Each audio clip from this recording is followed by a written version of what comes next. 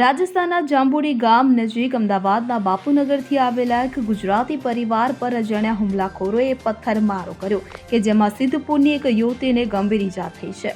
મળતી માહિતી મુજબ અમદાવાદના બાપુનગરનો પરિવાર માલકુંડેશ્વર મહાદેવના દર્શન કરીને પરત ફરી રહ્યો હતો। આ ઘટના ત્યારે બની। આ હુમલામાં કારના આગળના અને સાઈડના કાચ તૂટી ગયા અને એક મોટો પથ્થર કારમાંથી મળી આવ્યો છે। તેમજ હુમલામાં યુવતીને માથામાં પથ્થર વાગતા તેને ગંભીર ઈજા થઈ। તેને સારવાર અર્થે અંબાજીની આદ્યશક્તિ હોસ્પિટલમાં ખસેડવામાં આવી હતી। બીજી તરફ ઘટના દરમિયાન કારનું પાછળનું ટાયર ફાટી જતા પરિવારે 3 પૈડે કાર ભગાવી હતી। મોબાઈલ નેટવર્ક ન મળવાને કારણે તેઓ અંબાજી સુધી પહોંચ્યા હતા। જો કે સદભાગ્યે કારમાં સવાર નાના બાળકોનો આબાદ બચાવ થયો હતો।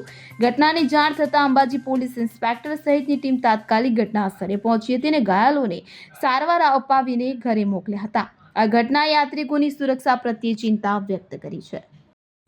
Bureau report CN24 news. હવે જુઓ દેશ દુનિયાની તમામ ખબરો તમારી આંગળીના ટેરવે।